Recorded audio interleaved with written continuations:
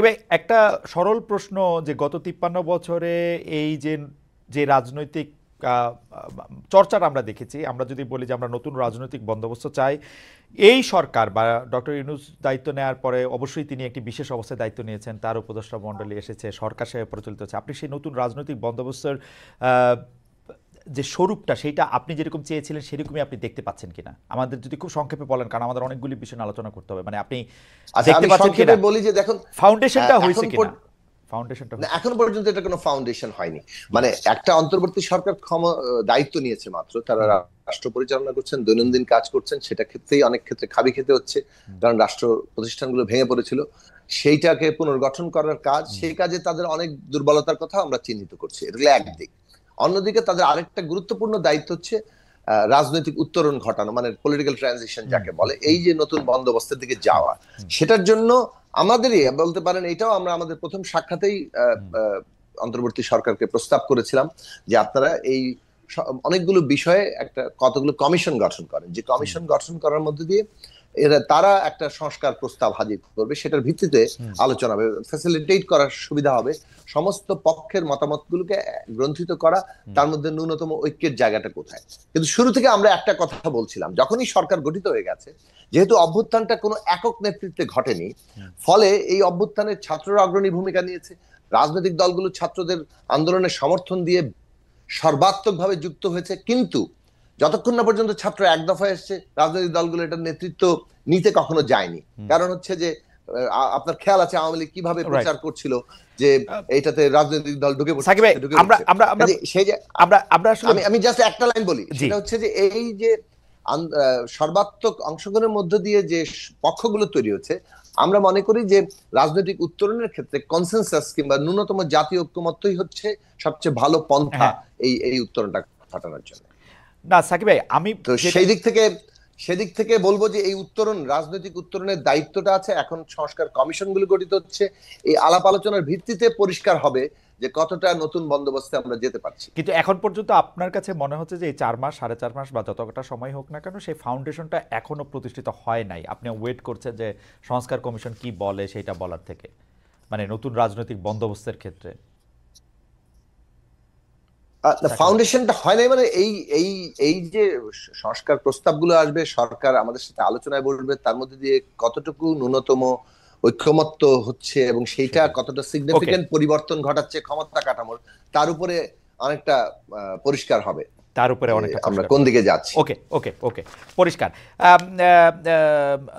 Barrister Mahmudul Khokon, আমাদের একটা মানে কি বলে একটা একটা একটা একটা জরুরি বিষয় নিয়ে আপনার কাছে একটু আমাদের জানতে হবে। সাকিব ভাই, আপনাকেও এই বিষয়ে আমরা একটু আপনার মতামত জানতে চাইবো যে হাইকোর্টের রায়ে সম্প্রতি আমরা জানি যে ত্রয়োদশ সংশোধনী বহাল হয়েছে, ফিরে এসেছে তত্ত্বাবধায়ক সরকার। এখন ত্রয়োদশ সংশোধনী বহাল হইলে যেটা মুশকিল সেটা হলো যে এর প্রধান কে হবেন, এর ব্যাপ্তি কতটা থাকবে, সেটা একদম স্পষ্ট ত্রয়োদশ সংশোধনীতে আছে। এবং ত্রয়োদশ সংশোধনী দিয়ে কিন্তু আমরা 2টা ইলেকশনও করছি, আসলে অ্যাকচুয়ালি 3টা, 96টা, 2001-এরটা, টু সাম এক্সটেন্ট 2007-এরটাও আসলে। তো ওইটা আমরা ইলেকশনটা আমরা আমরা আমরা আটটা 8 আর কি না, 8-এ হয়েছে না ইলেকশনটা, 8-এর জি, ডিসেম্বর। আট আট হ্যাঁ, 2008-এর ডিসেম্বরে। তো এখন কি হবে? 29শে ডিসেম্বর। হ্যাঁ, এখন কি হবে? ত্রয়োদশ সংশোধনে যদি বহাল হয় তাহলে প্রধান উপদেষ্টা কার হওয়া উচিত? ত্রয়োদশ সংশোধনে যদি বহাল হয়, এই অন্তর্বর্তীকালীন সরকার বা তত্ত্বাবধায়ক সরকারের মেয়াদটা কত হওয়া উচিত? আপনি খেয়াল করেন যে আপনাকে যখন যখন একটা প্রশ্ন করা হয়েছিল, তখন আপনি একটা সংবাদ মাধ্যমে বলছেন যে তত্ত্বাবধায়ক সরকার সংবিধানে অ্যাক্টিভ হয়ে গেছে। আপনাকে যখন আবার প্রশ্ন করা হয়েছে তাহলে কি 3 মাসে নির্বাচন করতে হবে, এই প্রসঙ্গে আপনি বলছেন হিসাব করলে তো তাই আসে। খবর ভাই, আমাদের আরেকটু বলবেন কিনা? ধন্যবাদ। প্রথমত হলো আপনার ডেভেলপমেন্ট, তো জোনাই সাকি সাহেব বলছেন, পরিবর্তন সম্বন্ধে আমি আপনার পয়েন্ট চলে আসবো। আমার যে আমাদের সংস্কার, যেটা সংস্কার কিন্তু দীর্ঘদিনের এটা ডিমান্ড, পাবলিক ডিমান্ড হয়ে গেছে। কারণ আর শুধু ইলেকশন সিস্টেম না, শুধু ইলেকশন দিন গণতন্ত্র না, ইলেকশন দিন তো গণতন্ত্র ছিলই না। ডেমোক্রেটিক কান্ট্রিতে প্রতিদিন ডেমোক্রেসি থাকবে, প্রতিদিন প্রতিটি সিচুয়েশনে ডেমোক্রেসি গণতন্ত্র থাকবে, কিন্তু সেই সিচুয়েশনে বাংলাদেশ ছিল না। এক, দুই হলো অর্থনৈতিক যেটা সুষম বন্টন, হ্যাঁ সম্পদের সুসম্পন্ন, সেটা কিন্তু পুরো লুটের কাছে চলে আসছে আস্তে আস্তে রাইট, আমাদের সমাজ ব্যবস্থায়। রাইট, এই রাইট, যে এবং অ্যাবসলিউটলি, লুটের অ্যাবসলিউটলি। এবং সব দেখেন আপনার এটা ধরেন এখন যেরকম ক্ষতি এনগুলো আসতেছে দীর্ঘদিন থেকে এটা চলছে, বিশেষ গত 15 বছরে এটা একদম এটা মানে এগ্রেসিভ ওয়েতে চলে গেছে, এবং সমগ্র টাকা ব্যাংকের টাকা বলেন যাই বলেন সব সম্পদ কিন্তু কিছু লোক এখন চলে ভাই গেছে। এগুলি নিয়ে কোনো তর্কই নাই কিন্তু। আপনি আপনি এখন আপনি যদি যে জিনিসটা আমরা বুঝি না, এই জিনিসটা আমরা সবাই মানছি, মানে জি দুর্নীতি করতে করতে সকল প্রতিষ্ঠান ধ্বংস করা। আমাকে কেউ কেউ বলে আমি নাকি দিনে রাতে সারাক্ষণ খালি শেখ হাসিনা সরকারের গালাগালি দিয়ে, এটা আমি বলবোই, যতবার আমি সুযোগ পাই ততবার বলবো। এটা নিয়ে আসলে কারো মতামতের কোনো সুযোগ নেই। আপনি যদি ত্রয়োদশ সংশোধনী বহাল হইলে জি এই তাহলে তাহলে কি তাহলে হবে এটা যেটা যদি আমি একটু বলেন। যেটা আমি আগে বলেছি আপনার সেটাই একই কথা বলবো যে তদ্দেশ সংসদ যদি বয়াল হয় যদি, তাহলে তো তত্ত্বাবধায়ক সরকার ব্যবস্থা চলে আসছে। রাইট, তত্ত্বাবধায়ক সরকার এবং সেখানের মধ্যে হাইকোর্টের যে জাজমেন্ট সেখানে কিন্তু রিভাইভ করলো তত্ত্বাবধায়ক সরকারটা, এবং আরো কিছু কিছু অ্যামেন্ডমেন্ট করলে বাতিল করলো সংবিধানে, বাকিটা রাজনীতি ছেড়ে দিল, পার্লামেন্ট ছেড়ে দিচ্ছে। তো যদি আমি কনসেন্ট করি তত্ত্বাবধায়ক সরকার যদি রিভাইভ করে, তাহলে যে আগে যেভাবে ছিল সেভাবে চলে আসার কথা, টাইম সেই মধ্যে 90 দিন চলে আসার কথা। তারপর তিনি চিফ তিনি প্রধান হবেন, আপনার দায়িত্ব নেবেন, তারা বলা সবকিছু চলে আসার কথা। এখন তো হাইকোর্টে জাজমেন্টের পর তো সরকারের পক্ষ থেকে কোনো আনুষ্ঠানিক প্রতিক্রিয়া দেখিনি আমরা। তো সরকার কিভাবে হ্যান্ডেল করবেন এটা সেটাও এখনো স্পষ্ট নয়। আবার ওনার সংস্কার কথা বলছেন, সংস্কারের মধ্যে কি কর্ম সংস্কার, আসলে সংস্কারটা হলো কি, সংস্কারটা আমাদের অস্পষ্ট অ্যাকচুয়ালি। সংস্কারে কোনো গাইডলাইন নেই যে এই আমাদের সাফার করছে, এই আমাদের লেকুইন আছে, আমাদের এগুলোর থেকে এইভাবে সংস্কার চাই, ওয়াইড রেখেছে। এবং সংস্কার এখন কি ওয়াইডে উনি সাবজেক্ট দেন যে গাইডলাইন দেন এইটা এইটা মানে কি চিন্তা করেন, ওকে। যাদের কিন্তু ওয়াইড রেখেছে এবং কি আসছে সংস্কারে সেটাও জানছি না আমরা। আমরা তবে আমরা খবর ভাই, অর্থনৈতিক ব্যবস্থা আমরা খবর ভাই আপনাকে ধন্যবাদ জানাই। আমরা এই জায়গায় একটু আবার একটু সাকিব ভাইকে শুনি।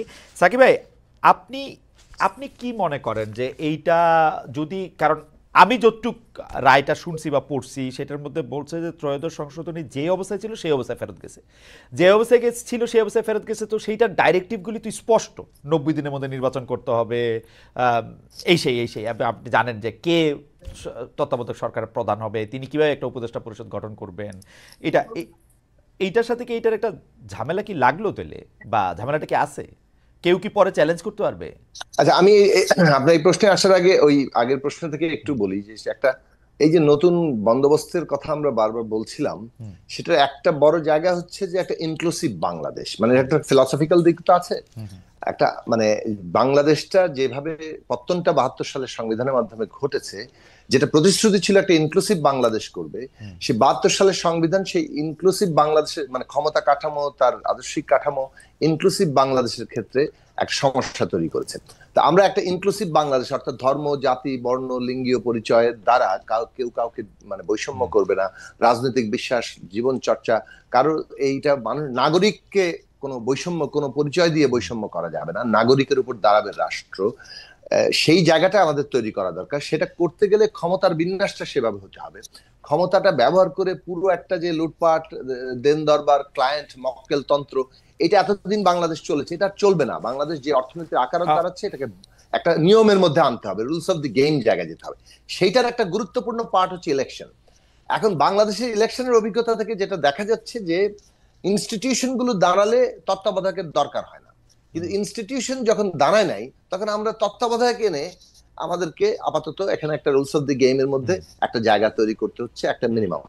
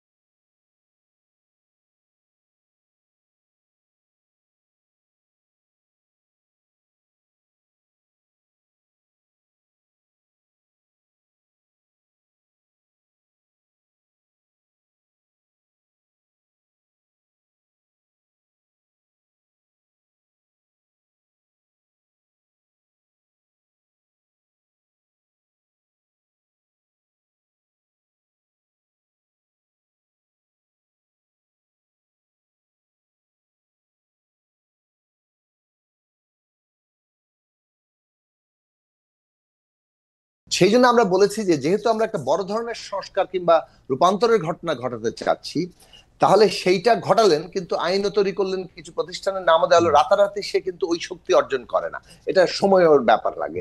ফলে তত্ত্বাবধায়ক ব্যবস্থার হয়তো বাংলাদেশে আরো 3 থেকে 5টি নির্বাচন প্রয়োজন আছে, এটা আমাদের দলের দিক থেকে প্রস্তাব ছিল। কিন্তু পরে আমরা যখন 31 দফায় এসেছি, তখন সেটা মোটামুটি ভাবে এই বার দেওয়া হয়নি, মানে আপাতত তত্ত্বাবধায়ক ব্যবস্থা কায়েম করা হবে। এখন প্রশ্ন হচ্ছে, এই তত্ত্বাবধায়ক ব্যবস্থাটা যেটা বাতিল হয়ে গেছিল, সেটা সেই বাতিল হওয়ার কাজটি যখন না সাকিব ভাই, আমরা শেষ করি, আমি আইনি সাকিব ভাই, আমরা এটা কভার করতেই পারবো না। আপনি যদি এইটাতে বলেন যে এখন ত্রয়োদশ সংশোধনী সংবিধানে যে অবস্থায় ছিল সে অবস্থায় আবার ফেরত গেছে, এইটারে আপনারা আসলে এটা নিয়ে ভাবছেন কিনা? এই অবস্থায় ফেরত গেলে এখন তাহলে কি হবে? হ্যাঁ, ফেরত গেছে, কিন্তু আপনার খেয়াল রাখতে হবে মাঝখানে একটা বড় ঘটনা ঘটেছে। 5ই আগস্টে ওই একটা সরকার উৎখাত হয়েছে, এবং যখন উৎখাত হয়েছে তখন ওই রকম কোনো বিধানের জায়গা ছিল না। ফলে একটা সাংবিধানিক দিক থেকে একটা শূন্যতার পরিস্থিতি তৈরি হয়েছিল। সেই জন্য সুপ্রিম কোর্টের কাছে পরামর্শ চাওয়া হয়েছে। সুপ্রিম কোর্ট ডক্ট্রিন অফ নেসেসিটির চিন্তা থেকেই এই সরকারের অন্তর্বর্তী সরকার হিসেবে তার একটা গঠন করা যেতে পারে সেই মর্মে রায় দিয়েছে। তার ভিত্তিতে একটা সরকার আছে। এখন তত্ত্বাবধায়ক সরকার ব্যবস্থা সংবিধানে বহাল হওয়ার কারণে অটোমেটিক্যালি কার্যকর হয়ে যায় কিনা, এই নিয়ে আবারও সুপ্রিম কোর্টের কাছে যেতে হবে। এই কারণে এখন কিন্তু কোনো সংসদ নেই আমার কাছে, আমার কিন্তু 100% কোনো সংসদ নেই। আমি কিন্তু 100% সাকিব ভাই, আমি কিন্তু 100% আপনার সাথে একমত। এটা সুপ্রিম কোর্টে গিয়ে জিজ্ঞেস করতে হবে, আমরা এটা খোকন ভাইকেও জানতে চাইবো। কিন্তু আপনি সরকারের দেখেন, সরকার প্রতিক্রিয়ায় জানাইলো যে না এটা ঠিক হয়েছে, এটা ভালো হয়েছে, হ্যান হয়েছে, ত্যান হয়েছে, কিন্তু এইটার মধ্যে যে একটা প্যাচটা লাগলো, এইটা সরকার এখন পর্যন্ত গেছে কিনা খোকন ভাই নিশ্চয়ই এখন খোঁজ নিলে জানতে পারবেন, খোকন ভাই আমাদের জানাতে পারবেন। কিন্তু সাকিব ভাই, এটা সরকার যাইতেছে না কেন? মানে সরকার এগুলিরা তো হালকাভাবে নিতেছে কেন ঘটনাগুলাকে? দেখুন, এখন মূল প্রশ্নটা হচ্ছে যে অন্তর্বর্তী সরকার একটা নির্বাচন করে সংবিধানের যে পরিবর্তনগুলো আমাদের লক্ষ্য, সেই জায়গায় যদি আমাদের ন্যূনতম ঐক্যমত্য হয় যে কি কি পরিবর্তন আমরা আনছি, সেগুলো যখন আগামী সংসদের মধ্যে দিয়ে এই পরিবর্তনগুলো ঘটবে, একটা গণতান্ত্রিক সংবিধান প্রতিষ্ঠা হবে, সেইখানে তত্ত্বাবধায়ক ব্যবস্থা কি হুবহু এইভাবেই থাকবে, নাকি এরও কিছু পরিবর্ধন মানে প্রয়োজন পড়বে, সেটা কিন্তু রাজনৈতিক দলগুলোর আলোচনার মধ্যে আসবে। আমরা রাজনৈতিক দলগুলো কর্মসূচিতে বলেছি একটা নির্বাচনকালীন নিরপেক্ষ সরকারের প্রয়োজনীয়তা আছে, সেটার কাঠামোগত জায়গা এটাতে যেভাবে ডিফাইন করা ছিল সেভাবেই থাকবে, নাকি আপনার যেমন আমাদের প্রস্তাব হচ্ছে উচ্চ কক্ষ গঠিত হলে উচ্চ কক্ষ না সাকিব ভাই, এটা আবার আরেকটা আলোচনা। সাকিব ভাই, এটা আবার আরেকটা আলোচনা। ফলে আমি বলছি যে এটা আরেকটা আলোচনা। কিন্তু আমি যে জিনিসটা বুঝতে পারতেছি সাকিব ভাই, আমি আসতেছি আপনার কাছে, আমি যে জিনিসটা বুঝতেছি না সেটা একটু খোকন ভাইয়ের কাছে জানতে চাই। যে খোকন ভাই, অ্যাটর্নি জেনারেলের মনে তো প্রথম প্রশ্ন হওয়া উচিত ছিল, যদি ত্রয়োদশ সংশোধনী আগের পর্যায়ে ফিরে আসে তাইলে আমরা ডিউরেশনটা কি পাইতেছি। ঠিক আছে, ওইটার মধ্যে কিন্তু তত্ত্বাবধায়ক সরকার মানে ত্রয়োদশ সংশোধনীর মধ্যে দিয়েও কিন্তু ডক্টর ইউনূস অন্তর্বর্তীকালীন সরকারের প্রধান হইতে পারেন, কনসেনসাস হলে কোনো অসুবিধা নাই। প্রধান বিচারপতির পাওয়া যায় নাই, অন্য বিচারকদের পাওয়া যায় নাই, একজনের এটা পাওয়া গেছে, এতে কোনো সমস্যা নাই। কিন্তু ডিউরেশন কখন গিয়ে কি করবে, এগুলির ব্যাপারে একটা ডাইরেক্টিভস নেওয়া দরকার ছিল না? আমি একটু আগে বলেছি সরকার পক্ষ থেকে স্পষ্ট কোনো বক্তব্য আসেনি এখনো, যা সেটাই। তবে আমি যেটা মনে করি, যেটা আমার তো একটা চেঞ্জ অফ সার্কামস্টেন্সেস, কারণ কি 5ই আগস্টে একটা অন্তর্বর্তী সরকার আসছে এবং সমগ্র জাতির আশা আকাঙ্ক্ষার প্রতীক সেই, এবং জাতি ঐক্যবদ্ধভাবে কিন্তু বর্তমান সরকারকে সমর্থন দিচ্ছে, এবং উইথে চেঞ্জ এবং রেডিক্যাল চেঞ্জ হবে এটা আশা করছে। চেঞ্জ এই জন্যই পরিবর্তন, যেটা বিএনপিও বলেছে বা অন্য রাষ্ট্রীয় সংস্কার দরকার। এখন যেটা হলো যে এটাকে ওভারকাম করতে হলে আমি মনে করি যেটা করতে পারবে, যদি এটাকে আপিল করে, যেহেতু আমাদের প্রেজেন্ট সিচুয়েশনের কারণে গিয়ে সরকার এবং রাজনৈতিক সরকার নাই, সবকিছু মিলে তখন হয়তো সুপ্রিম কোর্টে আপিল করলে আপিল ডিভিশন থেকে হয়তো কোনো এটা সাকিব ভাই এই কথা বললেন, সাকিব ভাই ওই কথা বললেন, দুটো লাইন যুক্ত করতে হবে না এবারেরটা এবারকার নির্বাচনটার ব্যাপারে সুপ্রিম কোর্ট থেকে হয়তো কোনো আমাকে দুটো লাইন যুক্ত করতে দেন। হ্যাঁ, একদম দুটো লাইনই প্লিজ সাকিব ভাই, আমাদের অনেক প্রশ্ন সাকিব ভাই, হ্যাঁ বলেন। মানে 5ই আগস্টের অভ্যুত্থানের মধ্য দিয়ে বাংলাদেশে যে বিশেষ বাস্তবতা তৈরি হয়েছে, তাতে এই জনগণের যে অভিপ্রায়, মানে জনগণের যে রায়, সেটা কিন্তু অভ্যুত্থানকারী সকল শক্তির মধ্য দিয়ে এই অন্তর্বর্তী সরকারের উপরে সমর্থন এবং আস্থা গিয়েছে। ফলে এইটা মানে এইটা রাজনৈতিক দিক থেকে যদি আমি বলি, দ্যাট ইট প্রিভেইলস, মানে এটাই মানে এটা এটা এটাকে কি বলে, এটাই বহাল থাকে, এটারই শক্তি, রাজনৈতিক সম্মতি বেশি না জনগণের জায়গা থেকে। না না সেটা ফলে ঠিক। আইনি সাকিব ভাই, জায়গায় সাকিব ভাই, আইন কিন্তু জনগণ, সাকিব ভাই, আপনার দুই লাইন হইছে। সুপ্রিম কোর্ট যখন দুই লাইন বিচার করবেন, সুপ্রিম কোর্ট যখন বিচার করবে, মানে অর্থাৎ এই বিষয়গুলো নিয়ে চিন্তা করবে, তখন নিশ্চয়ই এই যে জনগণের অবশ্যই। অভিপ্রায় এবং তার যে মানে না না prevail সেটা করা Present শেষ পর্যন্ত, present সেটাকে নিশ্চয়ই situation। বিবেচনায় না না রাখবে। সেটা ডেফিনেটলি সেটা রাখবেন হয়তো, এবং তারা এটা নিশ্চয়ই বিবেচনা করবেন। আমরা জনগণের মানে ব্যাপারটা যেটা সেটা হচ্ছে যে এইটা অ্যাটর্নি জেনারেল এবং সরকারের পক্ষ থেকে এটা প্লেস করা দরকার ছিল কিনা, যে এটার ব্যাপারে একটা ডাইরেক্টিভ নেওয়ার ক্ষেত্রে, সেটাই প্রশ্ন। সুপ্রিম কোর্ট কি করবেন, বিচারকরা কি রায় দিবেন, বিচারকরা কি রায় দিবেন সংবিধানের মধ্যে যখন এটা আইসা পড়ে, তখন এটা আসলে নানাভাবে এটা জানতে চাই। যাই হোক, আমরা একটু মুভ ফরওয়ার্ড করি।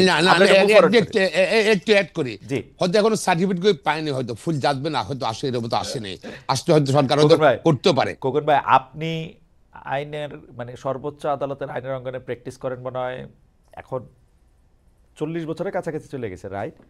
আমিও 71 বছর।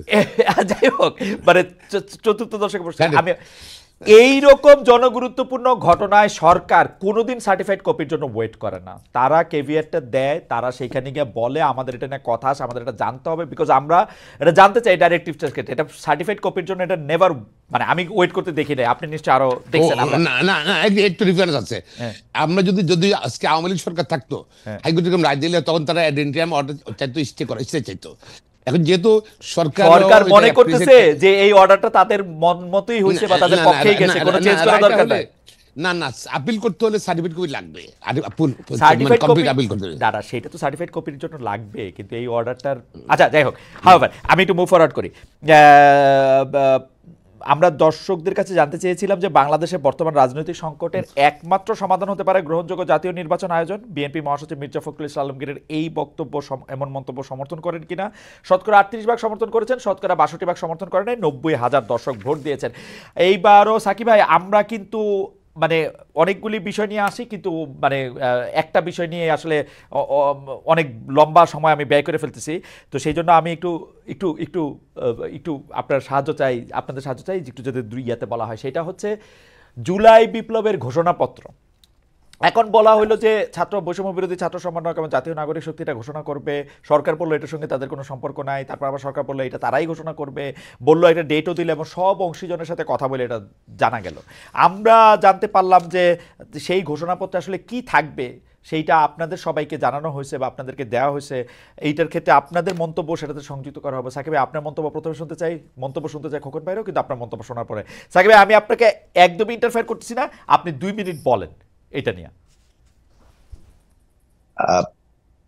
জুলাইয়ের গণ অভ্যুত্থানের একটা ঘোষণা থাকতে পারে, এটা হচ্ছে আমার পয়েন্ট ব্ল্যাঙ্ক। সেই ঘোষণা প্রোক্লামেশন কিনা সেটা আরেকটা জটিল প্রশ্ন, কেননা প্রোক্লামেশনের ব্যাপার একটা আইনগত পরিবর্তন এবং একটা নতুন ব্যবস্থাপত্তনের সাথে সম্পর্কিত। সো যেটা আমরা সাধারণত আমাদের স্বাধীনতার ঘোষণাপত্র হিসেবে বলি, তখন সেটা একটা রাষ্ট্রপত্তনের ঘোষণা দেওয়া হয়েছে, তার মধ্যে দিয়ে ওইটাই সংবিধান হিসেবে তখন কার্যকর হয়। আর এখন যে জুলাইয়ের ঘোষণা হচ্ছে সেটা সংবিধানের মধ্যে সন্নিবেশিত হবে কিনা সেটা কিন্তু একটা চলমান আলোচনার মধ্য দিয়ে সেটাকে দিতে হবে।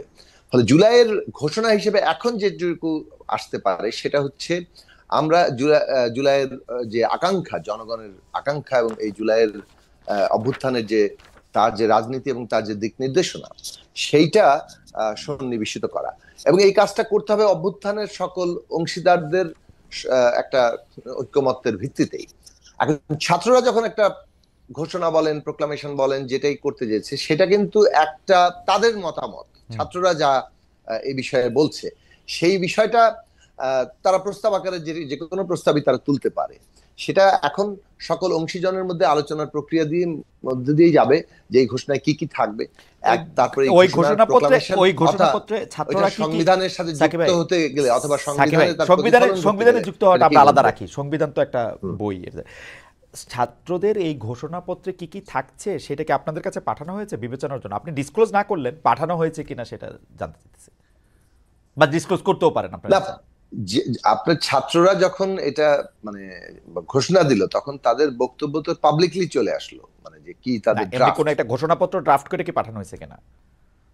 হ্যাঁ, সেই ঘোষণাপত্র ড্রাফট করে তো সোশ্যাল মিডিয়াতেই চলে এসেছে, আপনার কাছে সবাই তো পাঠানো হয়েছে কিনা? পেয়েছে। সোশ্যাল মিডিয়াটা হ্যাঁ, তো আমরা আলাদা। পেয়েছি, আমরা সেখান জি থেকে জি জি, আমরা পেয়ে আপনার আমরা মতামত জানতে চাওয়া মতামত হচ্ছে জানতে কিনা? মতামত চেয়েছে। জানতে চেয়েছে। জি, মানে সেই মতামতের সময় সীমা, এই আমরা যেটা বলেছি যে এই 2 দিন সময়ের মধ্যে হ্যাঁ, আপনার এই ঘোষণাপত্র নিয়ে একটা সকলের মধ্যে ঐক্যমত্য তৈরি করাটা আসলে বাস্তবতা সম্ভব না। ফলে আমাদের মতামত ছিল, আপনারা যদি এটা ঘোষণা করেন, আপনাদের অর্থাৎ বৈষম্য বিরোধী ছাত্র আন্দোলন জুলাই অভ্যুত্থানকে যেভাবে দেখে, তার সেইটা যে করতে পারেন। ঘোষণা, তার যে সেটা আপনারা করতে পারেন। ওকে, পরে এটাকে ওপেন প্রস্তাব হিসেবে রাখতে পারেন সকলের আলোচনার জন্য। তো এখন যেহেতু সরকার দায়িত্ব নিয়েছে, ওই পর্বটা শেষ হয়ে গেছে। ওকে। সরকার দায়িত্ব নিয়েও তো সরকার আপনাদেরকেই হয়তো জানতে চাইবে, তখন হয়তো আপনাদেরকে আপনার মতামত দেওয়ার একটা জায়গা তৈরি হবে, সেটা নিশ্চয়ই আমরা কালক্রমে জানতে পারবো। আমরা খোকন ভাইয়ের কাছে জানতে চাই যে খোকন ভাই, জুলাই আগস্টের ঘোষণাপত্র নিয়ে বিএনপি অনেক সন্দেহ করেছে, বিএনপির অনেক বেশি করে মনে হয়েছে যে বিএনপির মধ্যে দ্বিধা করার জন্য, বিএনপিকে আলাদা করার জন্য এটা করা হয়েছে। আপনি এটাকে আসলে কিভাবে দেখেন? ধন্যবাদ। আমি আসলে এভাবে জুলাই আগস্টে তো যে একসাথে যে পরিবর্তনটা আসলো, এটা 15 বছরের বিচ্ছিন্ন করে দেখার সুযোগ নেই। 15-16 বছর নির্যাতন, অত্যাচার, ভোটবিহীন, লুটপাট, অপশাসন, সবকিছুর কিন্তু বহিঃপ্রকাশ করেছে ছাত্ররা। সামনে ছিল, সামনে জাতি তাদের সমর্থন দিয়েছে, এটা বহিঃপ্রকাশ চলে পারে গেছে। এটা বিচ্ছিন্ন করে করে দেখার কোনো সুযোগ আমি দেখি না। এখন যেটা হলো যে, অবশ্যই যেহেতু স্বাভাবিকভাবে যদি সরকার পরিবর্তন হয়, তাহলে তো সংবিধানে বলাই আছে অস্বাভাবিক পরিবর্তন হলে একটা ঘোষণা আসতেই পারে। তবে সেটা সংবিধান সংযুক্ত হবে কিনা, যেটা এটা তাহলে তো হবে কিনা, সেটা একটা প্রশ্ন আছে। যখন দেশে মার্শাল ল আসলো, কিন্তু প্রক্লেমেশন মার্শাল ল আসে, আমার তাই কাছে বলে কি সংবিধান ঢুকবে নাকি? আর এখানে ধর বা মানে আর যেটা হলো যে 72 সংবিধানে যেটা, সেটার মধ্যে অনেক ভুল থাকতে পারে, অনেক কারেকশন দরকার হতে পারে, সে ডিফারেন্ট থিংস। কিন্তু আপনি ধরেন ঘোষণা থাকা উচিত আমি মনে করি। তবে যদি এখানের মধ্যে যে ব্যাপারটা হলো, আন্দোলন সবাই মিলে করেছে, নির্যাতন শিকার হয়েছে, খুন গুম সবই হয়েছে, এবং প্রতিবাদ কিন্তু 15 বছর থেকে চলছে। এখন যদি এখন আমাদের মধ্যে কেউ যদি ছাত্ররা একা দিয়ে দিতে পারে, তারা অবশ্যই দিতে পারে। তবে কিন্তু আমার মনে হয় যে একা দিয়ে দিলে এক ভুল বোঝার সৃষ্টি হবে। যে আন্দোলনের শক্তিগুলো মধ্যে মানে ঐক্য না, ঐক্য কিন্তু ঐক্য কিন্তু খোকন ঐক্য ভাই, আপনার ব্যাঘাত কাছে করতে কি পারে। মনে হয় না, আপনার কাছে কি মনে হয় না আন্দোলনটা ছাত্রদের নেতৃত্বে হয়েছে বলেই, ছাত্ররা বা ছাত্রদের পাশে যারা আগে সবসময় ছিল, তারা ছিল বলেই তারা আপনাদেরকেও ডাকতেছে? আপনারা যদি এই আন্দোলনের নেতৃত্ব দিয়ে সফল হতেন, আপনারা তো কাউরে ডাকতেন না। আপনি ধরেন এটা শুনেন, আপনি আপনি কি শুধু ছাত্ররা কি শুধু এরা কোন দল? ছাত্ররা যারা আন্দোলন নেতৃত্ব দিয়েছে, তারা কোন রাজনৈতিক দলের ছিল না, নাকি? তারা তো ছিল না। নিরপেক্ষ ছিল, নিরপেক্ষ বাট ছিল। নিরপেক্ষ ছিল। কিন্তু এখানে কিন্তু যে সব ছাত্ররা, এখানে ছাত্র দল ছিল, কৃষক ছিল, শ্রমিক ছিল, রিক্সাওয়ালা ছিল, বা অন্যান্য রাজনৈতিক দলগুলো ছিল যারা পরিবর্তন করেছে, রাজনৈতিক দলগুলো সমর্থন ছিল, তাদের কর্মীরা ছিল, ছাত্র কর্মীরা ছিল, সবাই মিলে, এবং দেশবাসী সাপোর্ট দিয়ে গেছে এদেরকে। রাইট। কিন্তু ছাত্র আপনারা হ্যাঁ, কিন্তু আপনারা এখন দেখেন, আপনি কিন্তু আপনারা দেখেন, আমি আপনাদের যে মানে মানে মানে দলের জ্যেষ্ঠ যুগ্ম মহাসচিব জনাব রুহুল কবির রিজভী, আপনি জি আপনি আপনি দেখবেন যে তিনি বলতেছেন, আমরা হাসিনা আমলে দেখেছি চাপাতি লীগ, হেলমেট লীগ, বন্দুক লীগ, আবার জনগণ এটাও জানে খুর লীগ, পায়ের রক কাটা পার্টি। এরা কারা জনগণ কি জানে না? কারা পায়ের রক কাটে তাদের জনগণ ঠিকই চিনে। এইটা এই সরকারের সাথে জামায়াত ইসলামের প্রতি ঘনিষ্ঠতা ইঙ্গিত করেই বলা হচ্ছে না? দেখেন, এখানের মধ্যে শোনেন, এখন যে সরকার তো একটা অস্বাভাবিকভাবে সরকারটা আসছে, এই সরকারকে ব্যর্থ করার জন্য অনেক রকম ষড়যন্ত্র হবে, চলতে থাকবে যে নির্বাচন না হওয়া পর্যন্ত, যে জনপ্রতিনিধির ক্ষমতা না যাবে পর্যন্ত। এবং বহিঃশত্রু থাকে, সব ষড়যন্ত্র করতে পারে, আভ্যন্তরীণ শক্তি ষড়যন্ত্র করতে পারে, এমনকি প্রদেশ সরকার, যে সরকার পালিয়ে গেছে বাংলাদেশ থেকে, হ্যাঁ। তারা ষড়যন্ত্র করতে পারে। এবং এটা আবার সরকারের ভিতরেও কিন্তু, বর্তমান গভর্নমেন্টের ভিতরে যে তাদের যে আপনার প্রেতাত্মা নাই, সেটা বলতে পারেন না আপনি। আপনারা কি এখন এটা আপনারা এই প্রেতাত্মাটারে অনেক বেশি ভয় পাইতেছেন, মনে করতেছেন যে এইটা না, সাংঘাতিক আ- থাকতে? আ- আ- আমি না, সব জাতি ভয় পাচ্ছে। জাতি ভয় পাচ্ছে যে কোনোভাবে যদি এই জন্য আমাদের এই জন্য আন্দোলনের বন্ধুরা সবাই আমরা একত্রে থাকি, এই একত্রে থেকে আমরা এই জন্য কি এই জন্য গণতন্ত্র কি ফিরে আনি। এই জন্য কি জনাব তারেক এই রহমান জন্য দেশে আসতেছেন না? না, তারেক রহমান সাহেব তো উনি তো অসুস্থ, আপনারা জানেন, এই পুরোপুরি প্লাস হলো যে ওনার ওনার মা এখন খুবই খারাপ অবস্থা, আর অসুস্থ ম্যাডাম খাবার জিয়া চেয়ারপারসন খালেদা জিয়ার, উনি যাবেন হয়তো সুবিধা মতন চিন্তা, তখন উনি আসবেন, সেটা কোনো সমস্যা না। সমস্যা হলো যে আমাদের আমাদের আমরা ভয় পাচ্ছি, যেটা সবাই জাতি ভয় পাচ্ছে, জাতীয় ঐক্য যদি কোনোভাবে বিনষ্ট হয়, যদি এই যে ওদের ষড়যন্ত্র, এখন যে জাতীয় ঐক্য তো জাতীয় ঐক্য তো বিএনপি সবচেয়ে বেশি বিনষ্ট করতেছে এখন নির্বাচনের জন্য। আচ্ছা, আমি বলছি, আপনি ধরেন বিনষ্ট হলে কিন্তু তাহলে প্রেতাত্মারা বা পালিয়ে যাওয়া সরকার কিন্তু সফল হইতে পারে। আর বাংলাদেশ এই মুহূর্তে এই সরকার ব্যর্থ হলে বাংলাদেশ ব্যর্থ হয়ে যাবে, আবার ব্যর্থ হবে, এবং এটাকে রিকভার করতে অনেক সময় লাগবে। এখন তাই মানে কি, তাই মানে এটা নয় যে চিরদিন, আমরা দীর্ঘদিন থেকে এটা অনির্বাচিত সরকার অধীনে দেশ থাকবে, কারণ গণতন্ত্রের জন্য যুদ্ধ করেছে আমরা নাকি। এই জন্য যত তাড়াতাড়ি সংস্কার শেষ করে জনপ্রতিনিধির কাছে ক্ষমতা হস্তান্তর করলে ক্ষমতা ডিসেন্ট্রালাইজ হয়ে যাবে। এখন তো কেন্দ্রীভূত ক্ষমতা, এই জন্য বিএনপি চাচ্ছে যে তাড়াতাড়ি, বা অন্য অনেক রাজনৈতিক দল চাচ্ছে, জনগণ চাচ্ছে। এইটা একদম বেরসা মাহমুদুল খোকন খুব সুন্দরভাবে বলছেন। আমি একটু সাকিবের কাছে আসতে চাই যে সাকিব ভাই, আপনি ভয়েস অফ আমেরিকা বাংলাকে এক সাক্ষাৎকারে বলছেন যে নির্বাচন ও সংস্কার পরস্পর বিরোধী ব্যাপার না, এগুলি একটা আরেকটার পরিপূরক। মানুষ যেমন রাষ্ট্র ব্যবস্থার বদল চায়, আবার একইভাবে নির্বাচনের মধ্যে গণতান্ত্রিক অবস্থায় প্রবেশও করতে চায়। পাশাপাশি আমরা প্রশ্ন করতে চাই তাহলে এই পাশাপাশি দুইটা জিনিস যেটা আসলে পরস্পর বিরোধী না, তারা কেমনে পরস্পর বিরোধী হয়ে দাঁড়াইলো? এর জন্য আপনি অন্তর্বর্তীকালীন সরকার, বৈষম্য বিরোধী ছাত্রদের এবং বিএনপির মতো বড় দলের অবস্থান, কার কিরকম অবস্থান আপনি এরকম দেখেন? হ্যাঁ, কিছুটা পরস্পর বিরোধিতার একটা রূপ নিচ্ছে সময়, এবং রাজনৈতিক প্রতিপক্ষতা একটা শুরু হয়েছে। একে অপরের সাথে নানা ধরনের রাজনৈতিক যে একটা পার্থক্য, দ্বন্দ্ব তৈরি হয়, সেটাও তৈরি হয়েছে। তবে সেটা নির্বাচনকে কেন্দ্র করে কিছুটা হবেও, মানে নির্বাচন তো সবাই একপক্ষ হয়ে যাবে না। কিন্তু আমরা যে কথাটা বলেছি যে রাজনৈতিক একটা ঐক্য কিংবা জাতীয় ঐক্য আমাদের দরকার, কি অর্থে?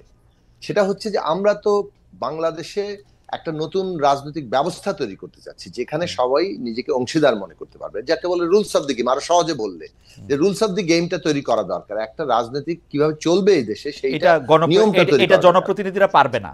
মনে করেন বিএনপি ক্ষমতায় আসলো, বিএনপি এটা পারবে না এটা আনতে। না, পারবে না কেন বলছেন? ফাইনাল পারতেই হবে, পারতেই হবে না, পারতেই হবে। না পারলে আবার তাহলে আর কেমনে আগাবে? এটা কি সারা বিএনপি পারবে না? খোর ভাই, পারলে বিএনপি পারবে। খোর ভাই, আমি সাকিব ভাইয়ের যেটা জানতে চাইতেছি যে আপনারা যে সংস্কারটা চাইতেছেন সেটা ইউনূস সরকারের কাছে কেন চাইতেছেন না? সেটা নির্বাচিত সরকারের কাছে কেন চাচ্ছেন না? আমি নির্বাচিত সরকারের কাছে কেন চাইবো না? নির্বাচিত তো আমরা হতে চাচ্ছি বলে তো আমরা নির্বাচিত সরকারের কাছে চাইবো না। আমি যে কথাটা বলছি যে আমরা এই যে রুলস অফ দি গেমটা তৈরি করার জন্য আমাদেরকে ঐক্যবদ্ধ থাকতে হবে। এটা হচ্ছে ঐক্যের জায়গা। আর সেইখানে তার মানে সব আদর্শ সব একাকার হয়ে যাবে, সবার কর্মসূচি এক হয়ে যাবে, তা তো না। ফলে পরস্পরের প্রতিযোগিতা, প্রতিদ্বন্দ্বিতাও থাকবে। এখন এই যে থিন লাইনটা, যে একটা রাজনৈতিক ট্রানজিশনের ঐতিহাসিক মুহূর্তে জাতীয় ঐক্য বজায় রাখা, আবার পরস্পরের মতাদর্শিক রাজনৈতিক কর্মসূচিগত যে পার্থক্য আছে সেটাও বহাল রাখা, এই দুটো জিনিসকে একসাথে চালিয়ে নিয়ে যাওয়ার যে মানে চর্চা, সেটা নানান ক্ষেত্রে ব্যাহত হচ্ছে, এবং সেই ব্যাহত হওয়ার মধ্য দিয়ে এখানে পরিস্থিতি কিছুটা উত্তেজনার দিকে যাচ্ছে। তবে আমি আপনার প্রশ্ন উত্তর দিলাম তো, একদম উত্তর দিচ্ছেন। এই জায়গাটার মধ্যে থেকে আমি শুধু বলি যে আমরা যে অনেক সময় বলি এই বিপ্লবটা শুধু আরেকটা নির্বাচনের জন্য হয় নাই, এই কিন্তু বিপ্লবটা তো নির্বাচনের জন্যও হয়েছে আসলে। মানে শেখ হাসিনাকে ক্ষমতা থেকে সরানোর জন্য হয়েছে। এখন ক্ষমতা থেকে যেহেতু নির্বাচন দিতে ছিল না, নির্বাচনটাকে ম্যানিপুলেট করতেছিল, মানুষ ভোট দিতে পারে না, সেই জন্য তো তাকে আউট করা হয়েছে। এখন আইসা কেন এইটা বলা হইতেছে যে আমরা আগে সংস্কার করব, পরে নির্বাচন দিব? কারণটা কি? মানে এই বক্তব্য যারা দিচ্ছে সেটা উত্তর তারা দিবে। আমি বলছি যে আমরা নির্বাচনকে আমরা যে কথাটা বলেছি, আপনি খেয়াল করবেন 19 সাল থেকে, যে আর একটি সুষ্ঠু নির্বাচনও এই ব্যবস্থার জন্য সম্ভব হবে না। ফলে নির্বাচন করতে গেলেও আমাদেরকে অনেকগুলো সংস্কারের মধ্যে যেতে হবে। আমরা যেটা বলেছি, অন্তর্বর্তী সরকার সংস্কার প্রক্রিয়াটাকে ফ্যাসিলিটেট করবে। এই যে যেমন সংস্কারের প্রস্তাব তৈরি হচ্ছে, ন্যূনতম জাতীয় ঐক্যমত্য তৈরি হবে, কোনগুলো নির্বাচনের আগেই করা সম্ভব, কোনগুলো সংসদ মানে একটা নির্বাচিত সংসদ লাগবে, সেই সংসদে যেগুলো যাবে সেগুলো আগে আমাদের মধ্যে কোনো রাজনৈতিক ঐক্য চুক্তিনামা কিংবা কোনো আইনি বাধ্যবাধকতা তৈরি হবে কিনা, এগুলো অনেকগুলো প্রশ্ন আলোচনার ব্যাপার। কিন্তু সাকিব ভাই সরল প্রশ্ন, এই সাকিব ভাই একটা সরল প্রশ্ন, সংস্কার কমিশনগুলিও কেন এই সরকারের করতে হবে? আসলে কি এই সরকার আইন শৃঙ্খলা পরিস্থিতি ভালো করে আনবে, লেভেল প্লেইং ফিল্ড তৈরি করবে, নির্বাচনে মানুষকে অংশগ্রহণ করতে ডাকবে, মানুষ নির্বাচনে অংশগ্রহণ করবে, যারা নির্বাচনে পাশ করে যাবে তারা এগুলি করবে। সহজ না হিসাবটা? সংস্কার কেন সেক্ষেত্রে এলো? একটা অভিজ্ঞতার জায়গা আছে। সেক্ষেত্রে বাংলাদেশে অভিজ্ঞতার জায়গা হচ্ছে যে মানে 90-এর গণ অভ্যুত্থানের আগে 3 জোটের রূপরেখা, সেই রূপরেখা আসলে বাস্তবায়িত হয়নি, সংস্কারের অঙ্গীকারও বাস্তবায়িত হয়নি, যার ফলে এই প্রশ্নগুলোতে যে একটা সাধারণভাবে মানুষের আকাঙ্ক্ষাগত মানে জায়গা তৈরি হয়, সেইটা বাস্তবায়নের মানে অভিজ্ঞতার সংকটের কারণে, অভিজ্ঞতার যে সংকট বলছি মানে অভিজ্ঞতার ফলে, মানে অর্থাৎ বাস্তবায়ন না হওয়ার অভিজ্ঞতার ফলে তাদের জন আকাঙ্ক্ষার জায়গা হচ্ছে যে অন্তর্বর্তী সরকারকেও এই সংস্কার প্রক্রিয়াকে ফ্যাসিলিটেট করার কাজে একটা তাৎপর্যপূর্ণ অগ্রগতি ঘটাতে হবে, না হলে পুরো জিনিসটা ঠিক মতো নাও হতে পারে। এখন এই কথাটা কিন্তু রাজনৈতিক দলের দিক থেকে উঠেছিল। আমরা আমাদের মানে বিএনপি তো মানে একটা বড় রাজনৈতিক দল, সম্ভাব্য ক্ষমতায় যেতে পারে, এটা তারা মনে করার যথেষ্ট কারণ আছে, সুতরাং তারা বলবে যে আমরা ক্ষমতায় গেলে এটা করব। কিন্তু যদি বলেন যে বাংলাদেশে 7 জানুয়ারির আগে আমরা যখন রাজনৈতিক সংগ্রাম করছিলাম, আমরা নিজেরা ঐক্যবদ্ধভাবে 31 দফা করেছি, কিন্তু আমরা 31 দফা করার পরও আমরা বলেছি কিন্তু যে অন্তর্বর্তী সরকার ফ্যাসিলিটেট করবে এই সংস্কারের প্রশ্নগুলোকে, কারণ অন্তর্বর্তী সরকারকেও এখানে একটা ভূমিকা নিতে হবে। ওই পরিস্থিতিতে ছিল যে একটা রাজনৈতিক বন্দোবস্তে যেতে হলে তখনকার পরিস্থিতিতে সবগুলো দলের মধ্যে মিনিমাম একটা কর্মসূচি তো খালি হবে না, একটা আন্ডারস্ট্যান্ডিং অফ বন্দোবস্ত মানে কিন্তু কেবলমাত্র দলীয় প্রস্তাবনা বাস্তবায়ন করা না, সবগুলো দলের মধ্যে রাজনৈতিক পক্ষগুলোর মধ্যে একটা নতুন একটা সমঝোতাও, নতুন সমঝোতাটা প্রতিষ্ঠা করাটার কাজটা কিন্তু একটা অন্তর্বর্তী সরকারের মানে আপনার জন্য সব কথা ভুলে যায়, আপনার সব কথা খালি শুনতে ইচ্ছা করে। যেমন আপনি অভিজ্ঞতার কথা বললেন, যে রাজনৈতিক দলগুলো আসলে সংস্কার করে না, এটা ঠিকই আছে। আমরা সবাই মাঠে ছিলাম, 3 দলীয় জোটের রূপরেখা আমরা সাংঘাতিকভাবে মুখ থুবড়ে পড়তে দেখছি, মানে এটা কোনোদিন আলোর মুখ দেখে না, এটা যেমন সত্য। কিন্তু যতবার বাংলাদেশে অনির্বাচিত সরকার আসছে, সেটা তত্ত্বাবধায়ক সরকারের ফরম্যাটে 3 সপ্তাহের রূপে আসুক, 3 মাসের জন্যই আসুক বা 2 বছরের জন্য আসুক, আমরা কিন্তু তাদের কাছ থেকে আমাদের কোনো প্রত্যাশা আমাদের পূরণ হয় নাই। শেষ পর্যন্ত আমাদের কাছে মানে জনপ্রতিনিধির কাছেই আমাদের যাইতে হইতে আমরা চাইছি, কারণ জনপ্রতিনিধিরা আমাদের কথা শোনে। এইটা আমাদের পরস্পর বিরোধী হয়ে যেতেছে কিনা সেইটা আমরা সাকিব আপনার কাছে আমরা একটা পরস্পর খোকন ভাইয়ের কাছ থেকে আমরা 1 মিনিট খোকন ভাইয়ের কাছে যাওয়ার আগে আমি এইটাই বলে দিই। প্রথমত 20 সেকেন্ড আমি মনে করি আগেকার তত্ত্বাবধায়ক সরকার কিংবা 2007-8-এর যে একটা 111 সরকার, এগুলো যে কোনো সরকারের চাইতে এই বর্তমান সরকারের একটা গুরুত্বপূর্ণ পার্থক্য হচ্ছে এটা একটা জনগণের গণ অভ্যুত্থানের উপরে দাঁড়িয়ে এবং গণ অভ্যুত্থানকারী সকল শক্তির সমর্থনে গঠিত হয়েছে বলে এইটা আমি গণতান্ত্রিক প্রক্রিয়ারই একটি অংশ সরকার মনে করি, আমাদের সমর্থিত সরকারই মনে করি। তাহলে এই সরকারের কোন কাজগুলো আমাদের জন্য সে করবে প্রস্তুতিমূলক, সেইটার বিশ্বাস আপনার আছে, কোন কাজগুলো রাজনৈতিক দল এসে সম্পন্ন করবে। আপনি একটু জায়গা দেন খোকন ভাইয়ের কথা কইতে, রাইট, আপনি একটু জায়গা দেন খোকন ভাইয়ের একটু কথা কইতে জায়গা দেন, তাইলে মানে আপনার একটা বিশ্বাস আছে, না আমাকে ভুল বোঝার সুযোগ থাকতে পারে। খোকন ভাই বলেন। হ্যাঁ শুনুন, আমি যেটা শুন, রাজনৈতিক দল তো রাজনৈতিক নিজস্ব আদর্শ আছে, নিজস্ব কর্মসূচি আছে, তারপরেও যেহেতু এই সরকারটা আসছে অনেক ত্যাগের বিনিময়ে আসছে, 15 বছরের সংগ্রাম আন্দোলন, ছাত্রদের, শ্রমিকদের, কৃষকদের, রিক্সাওয়ালা সবাই 1,500-2,000 আত্মহত্যা দিয়েছে। সুতরাং সবার ঐক্যবদ্ধ সরকার, অন্তর্বর্তী সরকার, এখান থেকে আশা করছে মানুষ দূরের সরকার আগে অন্তর্বর্তী সরকার কি সংস্কার কর্মসূচি তারা দেখ এবং সেটা গাইডলাইন দিয়ে দেখ এবং জাতীয় ঐক্যবোধ সৃষ্টি হোক রাজনৈতিক দলের মধ্যে, সোদের দল রাজনৈতিক দল ক্ষমতা আসতো যেন। কিন্তু ভাই রাজনৈতিক দলের কাছে আমরা এই আশা কেমনে করব? রাজনৈতিক দল প্রথম কথা আমাদের অভিজ্ঞতায় নাই যে রাজনৈতিক দল অর্থাৎ বিএনপি এটা করবে, আমাদের অভিজ্ঞতা নাই। 90-এর আন্দোলনের পরে বিএনপি যখন ক্ষমতা আসে বিএনপি এটা করে নাই, বরং যা কিছু 3 দলীয় জোটের রূপরেখায় আমাদের আশা ছিল বিএনপি ঠিক তার উল্টা কাজগুলি করছে। দেখেন আপনি বলেন, আপনি শোনেন বাংলাদেশে পার্লামেন্ট ফর গভর্নমেন্ট সংসদীয় গণতন্ত্র ছিল বিএনপি আনছে, কিন্তু নামে কিন্তু যেই লোকগুলিকে আসলে যেই লোকগুলিকে করতে পারতেন আপনি করেন, আপনি বাট আনছে বিএনপি আনছে, নাই না উপায় ছিল না তো ভাই, এটা বিএনপি আনছে কোন কেন? বিএনপি কে যেগুলিকে বলা হয়েছে যে ভাই আপনি স্বৈরাচারের সাথে, আপনি এই যে রাজাকারের সাথে, স্বৈরাচারের সাথে আপনি সম্পর্ক করবেন না, আপনি লুটেরাদেরকে ক্ষমতায় আনবেন না, আপনি রাজনীতিকে কলুষিত করবেন না, আপনি খাতা বই দেখা থেকে এগুলি করছেন ভাই। আপনি দেখেন তো 91-96 থেকে আপনারা যারা বিএনপি, ঠিক আছে যেটা আপনি সেটা ব্যাকগ্রাউন্ড থাকতে পারে, I am on the face of it, BNP ক্ষমতায় আসছে। এখন যেটা হলো যে সংস্কারটা আমরা চাই, জাতি চাই, দেশে একটা জাতিভাবে চলতে পারে না, জি লুটপাটের রাজনীতি অর্থনীতি চলতে পারে না। জি সুতরাং আমাদের বিএনপিও যেন তারেক রহমান সাহেব কর্মসূচি অনেক আগে দিয়েছে, এই সরকার আসার আগে দিয়েছে। এবং আমরা চাই সংস্কার, তবে ঐক্যমত চাই, জাতীয় ঐক্যমত চাই সংস্কারের ব্যাপারে। এটা রাজনৈতিক দলের একটা কমিটমেন্ট থাকবে। কোন ভাই, আপনাদের জাতীয় ঐক্যমত তো যে কমিউনিস্ট শাসনের মতো, মানে সভাপতির সিদ্ধান্ত সবাই মিলে একসাথে, যেটা দেখেন এই সিচুয়েশন দ্বারা আসছে আপনাদের ঐক্যমত তো বিএনপি যেটা বলে সেটা মাইনে নেওয়া। না না, কেয়ারটেকার সরকারের সময় যে ছিল আসছে, যেভাবে আসছে কিন্তু ভিন্ন ধরনের, that was the conspiracy of Awami League. তারা নিজের আন্দোলন করলো 96 কেয়ারটেকার গভর্নমেন্টের জন্য, পরবর্তী আবার শুনেন ক্ষমতা আসার জন্য আন্দোলন করেছিল। কিন্তু 2007 আওয়ামী লীগের কনস্পিরেসি হইলে 2007 আওয়ামী লীগের কনস্পিরেসি 24 টা কারো না কারো কনস্পিরেসি তো নাকি আপনাদের মধ্যে? শেষ করি আপনার তো অন্যদিকে নিয়ে যাবেন কথা। আওয়ামী লীগ বাতিল করলে পারলো, এই কেয়ারটেকার গভর্নমেন্টটা আওয়ামী লীগ বাতিল করলো। দেখেন হ্যাঁ, কোর্ট ছিল, তার কোর্টটা সব আওয়ামী লীগের ছিল। তারা তো মানে সিঁড়িতে উপরে উঠেই সিঁড়ি ফেলে দিল। সুতরাং আমরা চাই, আমরা যেটা চাচ্ছি, আমি আবার রিপিট করছি, আমরা চাই মানে আর্থিক সংস্কার, মানুষের জীবনযাত্রার পরিবর্তন আসুক। বাংলাদেশে কোনো 15 বছর কোনো ইনভেস্টমেন্ট আপনারা ওয়েট করেন, আপনারা 2-3 বছর ওয়েট করেন, এরা কিছুটা সংস্কার করুক, তারপর আপনার ইলেকশনের কথা বলবেন। না আমরা না, কেন সংস্কার আর নির্বাচন একসাথে চলতে পারে না? পারে না আর কেন পারবে না? কেন পারে? সরকারের একটা প্রায়োরিটি আছে। না তাহলে তো মানুষ যদি ধারণা করে যদি এগুলো সংস্কারের কথা বলা হচ্ছে শুধু ক্ষমতা থাকার জন্য। অবশ্যই সাকিব ভাই আপনি বলেন, কিন্তু আপনি ওই যে আগের মতো হন যে আপনি 30 সেকেন্ডে কথা শেষ করতে পারেন, যত লম্বা কথাই হোক 30 সেকেন্ড। আমাদের প্রশ্ন রয়েছে, আমাদের চাইতে এক সংস্কারের নির্বাচনের জন্যই অনেকগুলো সংস্কার দরকার, সেগুলো সুনির্দিষ্ট করতে হবে।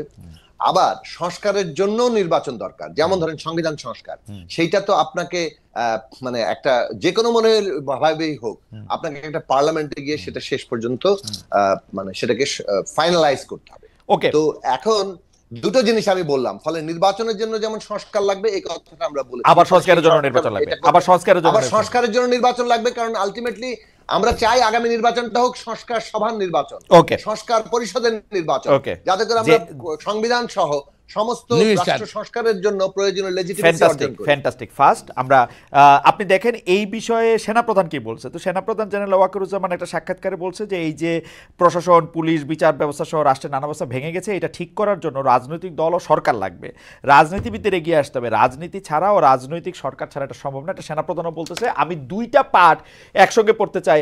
আরেকটা পার্ট হচ্ছে যে কিছুদিন আগে জামায়াত ইসলামের আমি শফিকুর রহমান সাহেব বলছেন যে বাংলাদেশে দুইটা মাত্র পরীক্ষিত দেশপ্রেমিক আছে, একটা হচ্ছে জামায়াত ইসলামী আর একটা হচ্ছে সেনাবাহিনী।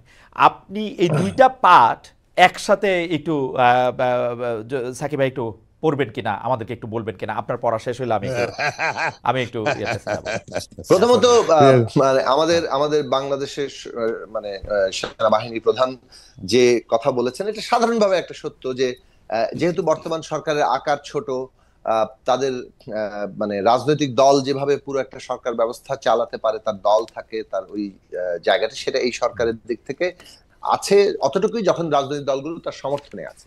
সেই জায়গায় যদি সমর্থন এবং সরকারের সাথে সংযোগের জায়গাটা যাতে দৃঢ় হয়, তার জন্য আমরা প্রস্তাব করেছিলাম। এখনো জাতীয় রাজনৈতিক সেই কাউন্সিল গঠিত হয়নি, যার ফলে অনেক ক্ষেত্রেই ব্যত্যয় ঘটছে, যার ফলে অনেক ক্ষেত্রে এই সারা দেশে আইন শৃঙ্খলা পরিস্থিতি নিয়ে সেনাবাহিনী যেভাবে উপলব্ধি করেছে তারা তাদের কথা বলেছেন।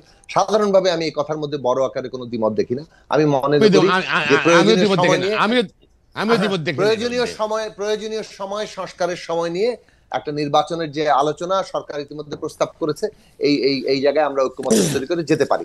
আমি আসি বরং জামাত ইসলামীর বক্তব্যে। আমি প্রথমত মনে করি যে এই বক্তব্য, জামাত যে কোনো দল নিজেকে শ্রেষ্ঠ দল, সাচ্চা দেশপ্রেমিক অনেক কিছু দাবি করতে পারে। জামাত যদি নিজেকে সেটা দাবি করতো, সেটা নিয়ে আমরা হয়তো আলোচনা করার আমি কোনো প্রয়োজন দেখতাম না। কিন্তু জামাত যখন সেনাবাহিনীর সাথে মিলিয়ে এটা করেছে, যে সেনাবাহিনী 1971 সালে মুক্তিযুদ্ধের মধ্যে দিয়ে গড়ে উঠেছে, সেই সেনাবাহিনীর বিরুদ্ধেই তখন জামাত ইসলামী অবস্থান নিয়েছে পাকিস্তান সেনাবাহিনীর বিরুদ্ধে। এবং আপনি 6 সেপ্টেম্বর একটা বক্তব্য দেখবেন যে সেই সময় তারা বলেছিল যে পাক সেনাবাহিনী এবং জামাত ইসলামী হচ্ছে সেই একমাত্র দেশপ্রেমিক, গোলাম আজম সাহেব বলেছিলেন, এবং বাকিরা সব গাদ্দার, কাফের ইত্যাদি ইত্যাদি। এখন আপনি পাক সেনাবাহিনীর পক্ষ নিয়ে যখন বাংলাদেশের মুক্তি যুদ্ধের মধ্য দিয়ে যে বাংলাদেশ সেনাবাহিনী গড়ে উঠছে তার বিরুদ্ধে অবস্থান কেবল সশস্ত্রভাবে সমর্থন করেছেন, সেই দল এখন যদি বাংলাদেশ সেনাবাহিনীকে মিলিয়ে বলে যে আমরা একমাত্র দেশের ভাই, আমি এটা মানে আপত্তিজনক বিপজ্জনক বক্তব্য মনে করি। সাকিব ভাই, সাকিব ভাই, সাকিব ভাই, আপনাকে ছেড়ে দিতে শোনেন, পরিষ্কার অবস্থাটা বলেন। হ্যাঁ, জামাত, লাস্ট লাইনটা বলি, 1971 সালে তাদের যে রাজনৈতিক ভূমিকা বাংলাদেশের উত্থানের বিরুদ্ধে, তারা রাজনৈতিক সিদ্ধান্ত নিয়েছে, সে বিষয়ে এখন পর্যন্ত তাদের কোনো স্পষ্ট ব্যাখ্যা আমরা জানি না। তাদের রাজনীতির ভুল, গণহত্যার কোনো না কোনো ফর্মে অংশীদার হওয়ার কারণে তাদের ক্ষমা চাওয়া, এই বিষয়গুলো এখনো না জানা বাংলাদেশের জবাবদিহিতাহীন রাজনীতির একটা বৈশিষ্ট্য। আওয়ামী লীগ একইভাবে জামাত ইসলামের পথ অনুসরণ করে জুলাই বিপ্লবের এই নির্বিচার যে হত্যাকাণ্ড তারা করেছে, ন্যূনতম রিপেন্টেন্স, ন্যূনতম অনুতাপ অনুশোচনা আমরা দেখছি না। এই জবাবদিহিতাহীন রাজনীতির বিরুদ্ধে নতুন বন্দোবস্ত দরকার। ধন্যবাদ সাকিব ভাই, আপনাকে ধন্যবাদ। আপনাকে চলে যেতে হবে, আমরা আপনাকে ছেড়েও দিচ্ছি আসলে, কারণ চ্যানেল 24 আমাদেরকে এতক্ষণ সরাসরি সম্প্রচার করছিল, তারা এখন টপ অফ দ্য আওয়ার নিউজের জন্য চলে যাবে। আমরা সাকিব ভাই আপনাকে ধন্যবাদ জানাচ্ছি। তবে আপনি যে কথাগুলি তুলেছেন ব্যারিস্টার মাহমুদ্দিন খোকনের কাছ থেকে, আমরা এই কথাগুলির ব্যাপারে একটু বিএনপির প্রেক্ষিতে এবং ওইটাও আমরা একটু জানতে চাইবো যে আপনার মন্তব্য কি জনাব মাহমুদ্দিন খোকন।